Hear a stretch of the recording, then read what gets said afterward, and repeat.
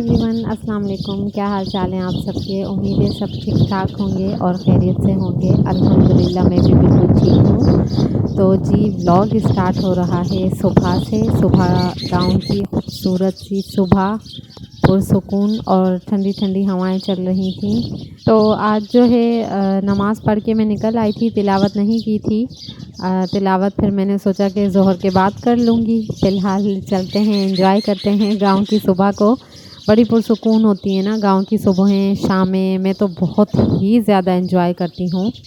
बड़ा पुरसुकून माहौल होता है, ठंडी ठंडी हवाएं और उन पे फिर ख़ासकर परिंदों की जो चहचहाहट होती है, परिंदों का जो सुबह सुबह जो शोर शराबा होता है। तो अम्मा जी कहती हैं कि ये भी अल्लाह पाक का ज़िक्र करते हैं, ये भी तिलावत करते हैं। तो खैर बड़ा एंजॉय करती हूँ मैं तो अल्हम्दुलिल्लाह इन सुबहों को, इन शामों को। तो कभी कभी मुझे ये फीलिंग्स आती हैं कि वाकई अगर बंदा गौर करे तो अल्लाह पाक ने कितना कुछ रखा है ना इंसान के सुकून के लिए, गौर फिक्र करने के लिए। अल्लाह पाक ने बहुत कुछ रखा है। बस हम इंसान हैं जो दुनिया के मसरूफियात में इतने हम मगन होते हैं कि हम इन चीज़ों पे कभी गौर फिक्र करते ही नहीं हैं। तो खैर बहुत देर एंजॉय किया। उसके बाद फिर हस्बैंड के लिए नाश्ता बनाया। और ये है कि जल्दी जल्दी मैं लेट हो गई थी, तो मेरे पास इतना टाइम नहीं था कि मैं प्रॉपर शूट कर सकूं। बस जल्दी जल्दी मैंने छोटा सा क्लिप आपके लिए बनाया। और ये है कि हस्बैंड को नाश्ता दिया, नाश्ता करवा के हस्बैंड को फ़ारिग किया। और उसके बाद फिर मैं आ गई थी अपने किचन गार्डन की तरफ। तो मैं आपको दिखाती हूँ कि मेरे किचन गार्डन में पपीते के कुछ दरख्त लगे थे। तो कुछ तो मैं निकाल चुकी थी, शायद मेरे किसी व्लॉग में आप लोगों ने देखा होगा। ये असल में हम जब कराची में थे, जब मेरी अम्मा जी ने पपीता खाया और उसके बीज जो है इधर इस क्यारी में डाल दिए थे। तो ये है कि ये उग आए थे और पूरी क्यारी ये पपीतों से भरी पड़ी थी। बहुत ज़्यादा थे पपीते के दरख्त, लेकिन ये है कि सबने फल नहीं दिया था। तो कुछ ने फल दिया था, तो हमने जो है वो रहने दिए और बाकी जो थे वो हमने निकाल के बाहर छोड़ दिए।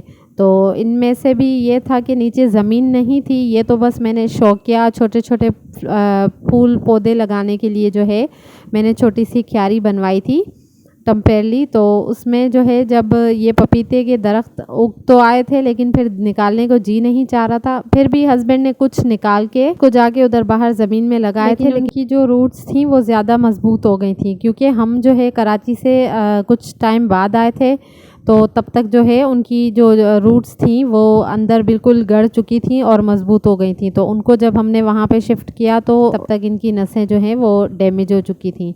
तो खैर तो दोबारा हरे नहीं हुए, लेकिन यहाँ जो थे उनमें से भी कुछ ने जो फल दिया था वो हमने रहने दिए, बाकी हमने निकाल दिए थे। और जिन्होंने फल दिया था वो भी कुछ ख़ास ज़्यादा अच्छा नहीं था, क्योंकि ये ना पूरी पक्की ज़मीन है और इनको ना मिट्टी जो थी वो बहुत कम थी।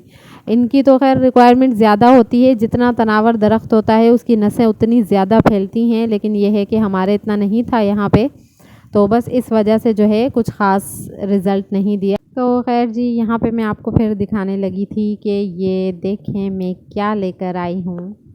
ये जो है इसको आई डोंट नो क्या कहेंगे, कुकिंग इंडक्शन कह लें या आयरन चूल्हा जो होता है वो कह लें। तो ये है कि आपको मैंने बताया था कि हमारे यहाँ जो है ना लाइट का सिस्टम है, जो बिजली होती है हमारे यहाँ वो भी नहीं है, और जो गैस है हमारे यहाँ वो भी नहीं है। तो हम जो है हमेशा गैस का सिलेंडर भरवाते हैं, और वो जो है हमें बहुत ही ज़्यादा महंगा पड़ता है, क्योंकि आपको पता है महंगाई कितनी बढ़ गई है। तो वो जो है उसके रेट्स हमें बहुत ज़्यादा महंगे पड़ते हैं। तो जैसे कराची में या दूसरे इलाकों में जहाँ पे ये गैस की सहूलतें होती हैं, वहाँ पर तो ये होता है ना कि बिल होता है, तो बिल आप मंथली पे कर देते हैं, तो वो अलग चीज़ होती है। तो बिल भी मैं नहीं समझती कि इतना ज़्यादा होगा, और हम करते भी क्या हैं कि जस्ट खाना ही तो बनाना होता है, तो वो जो है हमें बहुत ज़्यादा एक्सपेंसिव पड़ती है। तो इस वजह से फिर मैंने सोचा कि क्यों ना इस पे इन्वेस्टमेंट की जाए, लेकिन अभी तक मैंने इसको यूज़ नहीं किया।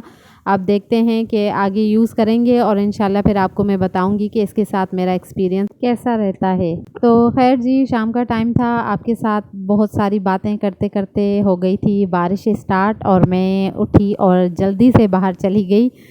तो खैर इसके साथ ही व्लॉग का एंड करती हूँ। मिलते हैं एक नई वीडियो में, तब तक के लिए मुझे अपनी दुआओं में याद रखें। अल्लाह हाफ़िज़।